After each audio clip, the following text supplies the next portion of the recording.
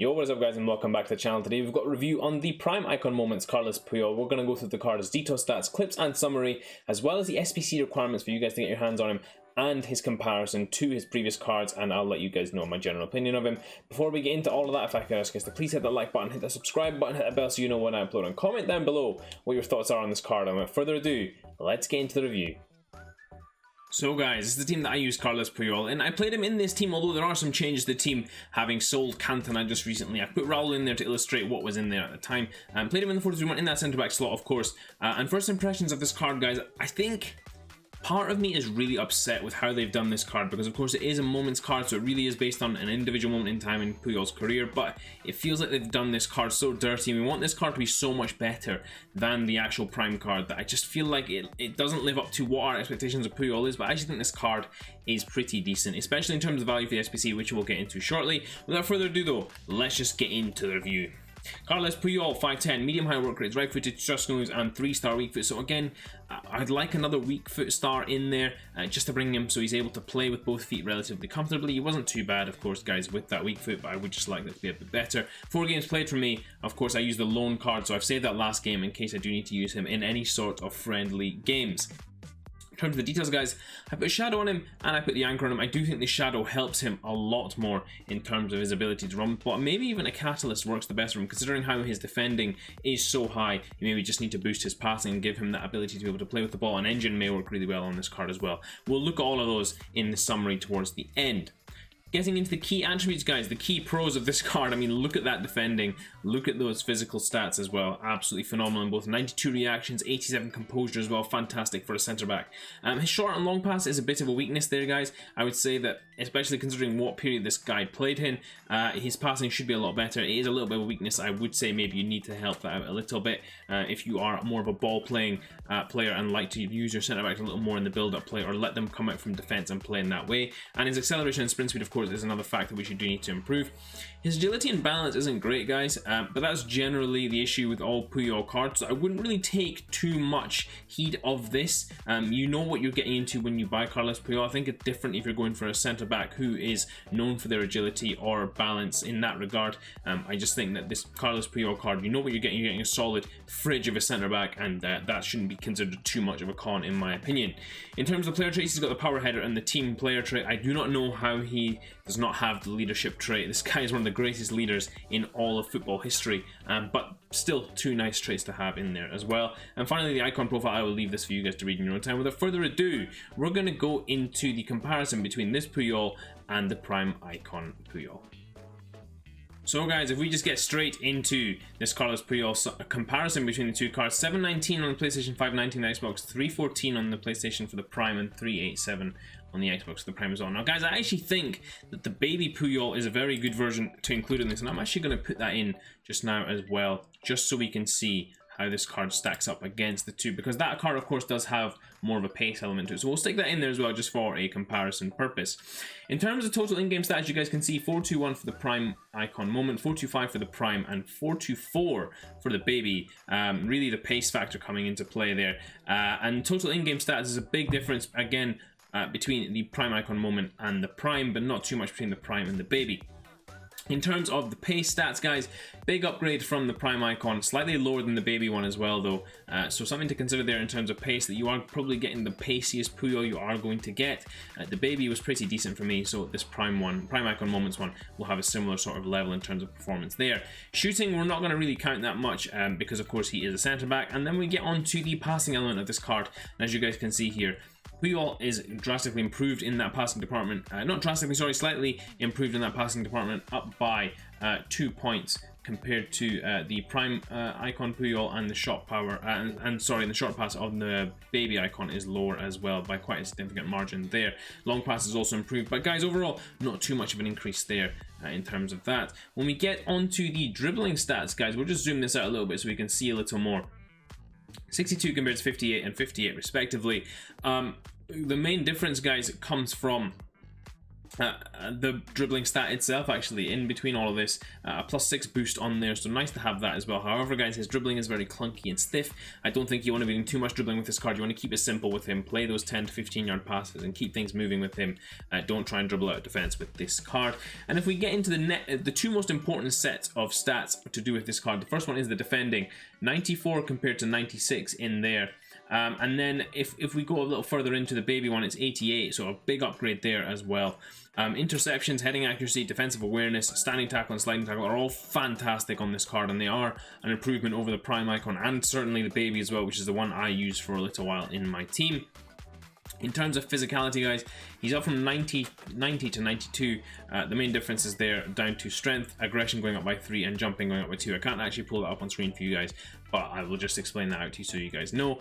And overall, guys, I think this card does have a fairly substantial improvement over the other card, but what I would say is that the improvement comes in areas which maybe aren't as important as you'd like them to be. So if we just take away the baby Puyol again, you guys can see that the upgrade in the pace is a significant one. That's a really good one. The upgrade in the shooting, we don't really care about that. The upgrade in passing is marginal compared to the prime icon Puyol. The upgrade in dribbling is quite good, and it's got some elements to it which are very good, but overall I think it's quite marginal in a lot of what's improved there. The defending is marginally improved, and so is the physical. So guys, what you're looking at here is whether this player really is worth that extra 200k and you locking in that value of players into the SBC, which tails us nicely into that. Let's go have a look at what those requirements are. So guys, if we just get into this SBC requirement here, 426 on the PlayStation, 402 on the Xbox, and 488 on the PC. Guys, as I said with Nedved and with Kluivert as well, these three SBCs have been priced really well by EA, and they've done a really good job in terms of hitting the right sweet spot of where these should be cheaper than what the cost of the card is on the market, but not so much so that it's just a complete bargain. You still do have to put something into it, but you are getting a very good reward out of it as well. If we just get into the squads, guys, of course the first one a bronze squad, the second one is a silver squad, and the third one a gold squad. Or rather, this is the first one actually that's actually a big squad. Usually there's a gold squad which is 80 rated with 1 inform. This goes straight into an 84 rated squad, then goes to an 84 rated squad with an inform, and then goes to an 86 rated squad with an inform, or if a champs player of course as well.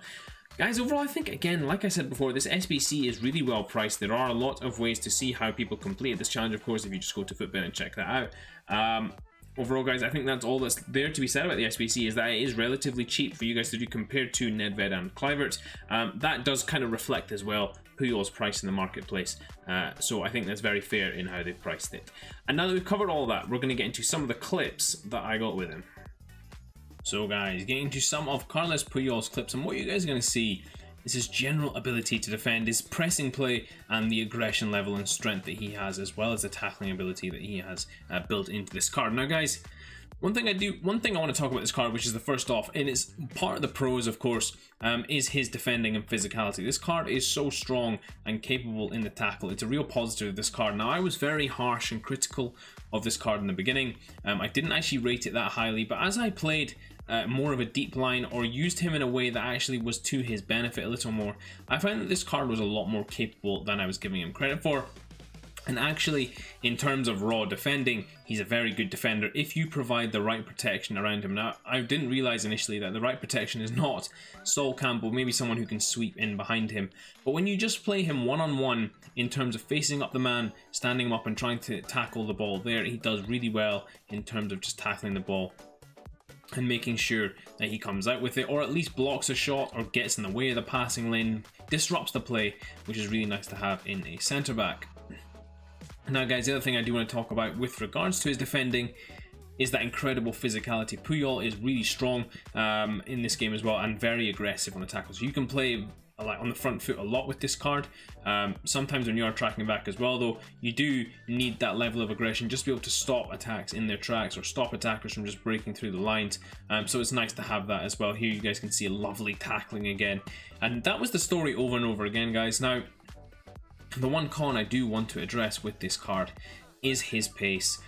I feel like this card really does struggle, given the stage of FIFA that we're at and the pace of cards that we play against. This card does struggle a little bit in terms of going up against those pacier players.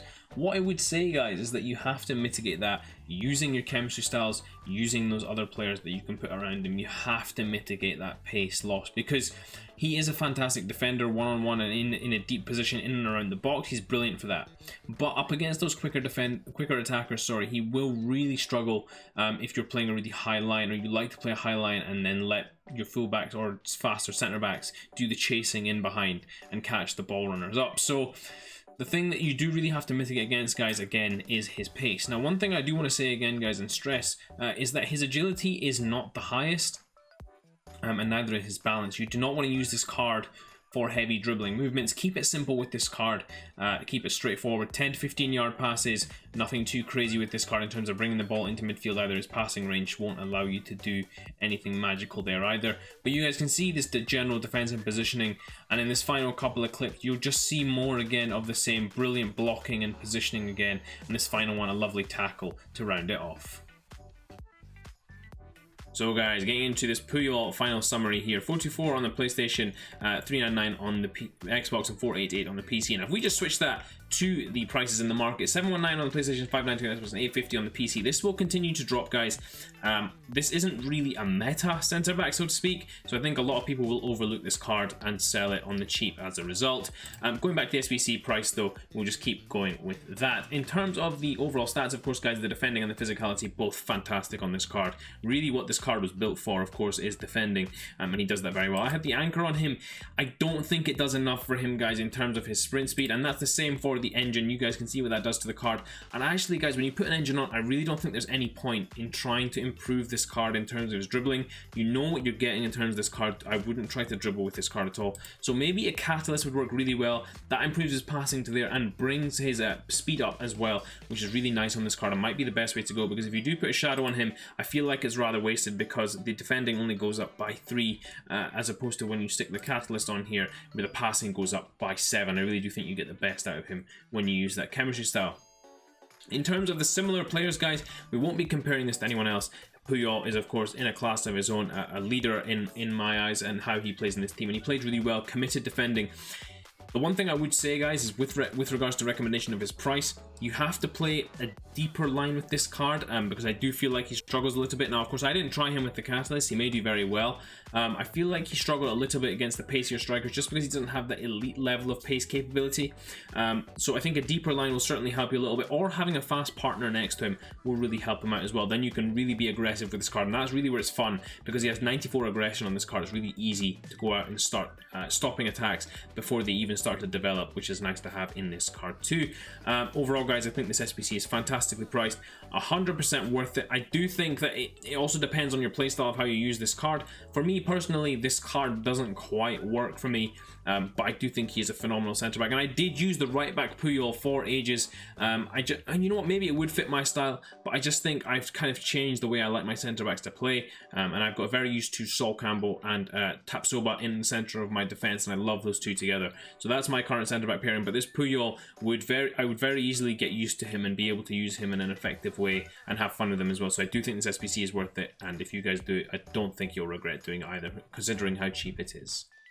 Hope you guys did enjoy this review. If you did, please do smash that like button. Until next time, I will see you all in a bit.